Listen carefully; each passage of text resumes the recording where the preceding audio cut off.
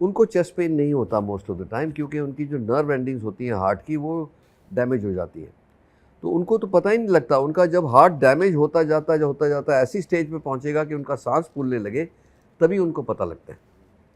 तो इसीलिए हमें ये ध्यान रखना है कि अगर जो आपको सांस फूले या चेस्ट पेन हो, कोई एक्टिविटी करने से, और अगर जो उसको रोकने से एक्टिविटी को वो पेन चली जाए या शॉर्टनेस ऑफ ब्रेथ ठीक हो जाए, तो इमीडिएटली अपना चेकअप कराना चाहिए। So now let me put it in one सक्षम में बताऊं आपको। अगर जो आपकी जेनेटिक हिस्ट्री है हार्ट डिजीज़ की या डायबिटीज़ की, तो आपको 25 साल की उम्र से पहले अपना पूरा चेकअप करा लेना चाहिए, जिससे पता लग जाए कि ये आज के दिन हम प्रेडिक्ट कर सकते हैं कि किसको हार्ट अटैक होगा, किसको नहीं होगा।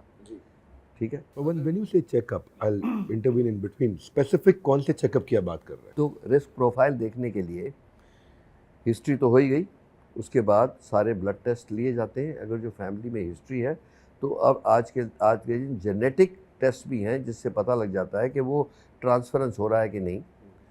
दूसरा, आपके ब्लड के जो कोलेस्ट्रॉल लेवल है, जो डिफरेंट होमोसिस्टीन लेवल है, ये ब्लड टेस्ट है, जिससे पता लग जाता है कि टेंडेंसी है कि नहीं है। और ये में कई सब टेस्ट हैं, एपोलाइपोलिटल वगैरह है।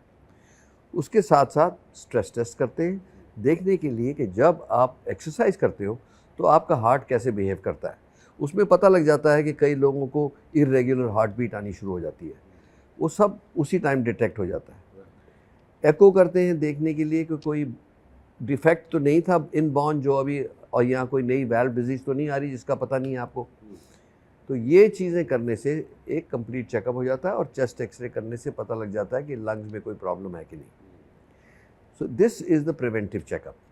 इसको बेस लाइन जो है मैंने बताया, जिनके जेनेटिक है 25 ईयर्स की एज तक, जिनको नहीं है 30 ईयर्स की एज तक, हर एक शख्स का एक चेकअप हो जाना चाहिए।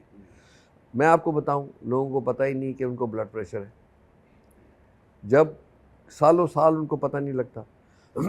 जब कोई ब्रेन में ब्लीडिंग हो, या किडनीज ख़राब हो जाएं, या हार्ट की हाइपरट्रोफी हो जाए, तब पता लगे तो बहुत लेट है। इसीलिए जैसे आपका प्रिवेंटिव चेकअप हुआ उसी दिन पता लग जाएगा कि क्या टेंडेंसी है, डायबिटीज़ की टेंडेंसी है कि नहीं, हार्ट डिजीज़ की टेंडेंसी है कि नहीं, हाई ब्लड प्रेशर की है कि नहीं।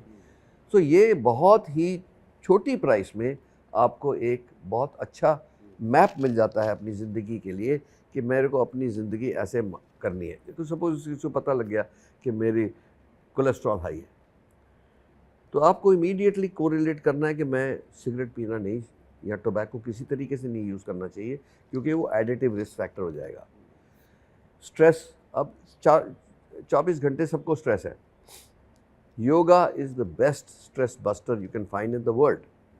तो ब्रीदिंग एक्सरसाइज ऑफ योगा, अलोम वलोम वगैरह जो है, जिसको हम प्राणायाम कहते हैं,